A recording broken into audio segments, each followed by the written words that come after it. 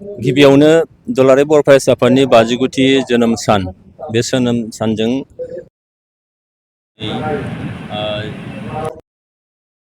दुलाराय बर' फरायसा आफादनि सिङाव थानाय बे उजान बाजार दालाय दुलाराय बर' फरायसा आफादनि सिङाव बे बेरहांगामियाव बे हाबाफारिखौ खुंदों जोनोम सानखौ। आङो बे हाबाफारिनि लोब्बा लाखिनानै दुलाराय बर' फरायसा आफादनि आफादगिरि लोगो आफादगिरि खोरोमदाव औवारि, गाहाय नेहाथारि खनीन्द्र बसुमतारीजों लोगोसे दुलाराय बर' फरायसा आफादनि मिरुनि, जिल्लानि, दख'रानि आरो दालाय आफादनि साफ्रोमबो मावथि बिथांमोननिसिम गाहाम हामलायनायखौ जासियो। जेन' बिथांमोनहा गाहाम देहा आरो गोसो मोदोम लानानै आफादाव थानानै बर' हारिनि थामोनथा रैखाथि आरो सिनायथिनि थाखाय बिथांमोनहा जेन' खामानि मावनो हायो, इसोरा बिथांमोनखौ गाहामै लाखिथों। बर' फरायसा आफादखौ फैबाय थानाय जुग जुग बोसोरसिम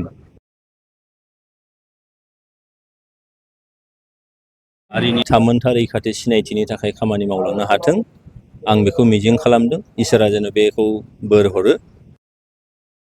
बुब्लियाव आं खावलायगोन साफ्रोमबो जोंनि गारजेन बिथांमोनखौ, साफ्रोमबो जोंनि फरायसा बिथांमोनखौ, साफ्रोमबो समाज जेन' दुलाराय बर' फरायसा आफादखौ मालाबा गाज्रि रोखोमै क्रिटिसाइज खालामनाय जों नुनो मोनो। बे सोंखारिनाया जेन' एबा नोङो पजिटिभ दिगाव जाहाथे क्रिटिसाइज खालामो। मानोना दुलाराय बर' फरायसा आफाद बेखौ जुदि जोनोम होआमोनबा बर' हारिया दिनैनि नैबे थासारिसिम हयथ' निसय।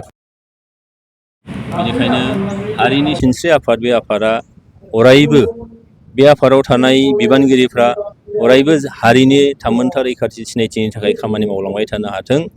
बिनि थाखाय बयबो जाहाथे अनसायनाय, दुलाराय बर' फरायसा आफादनि फारसे नोङो खामानि मावनो हायाखैब्लाबो बेखौ जेन' गाज्रि रोखोमै सोंखारिनाय बे जाहाथे जाया, आं बेखौ साफ्रोमबो सुबुंफोरखौ आं खावलायदों। आरो जायफ्रा दिनैहाय फरायसा एबा लाइमोनफोर, बे लाइमोनफोरा दुलाराय बर' फरायसा आफादाव फैनानै बेजों सोमोन्दो लाखिनानै जाहाथे खामानि मावनो आवगायबोयो। जोंनो बेबायदि आफादखौ फैबाय थानाय जुग जुग बोसोरसिम निस्सय नांगोन। बे आफादा जाहाथे थांनानै थाथों, बेखौ आं मिजिं खालामदों।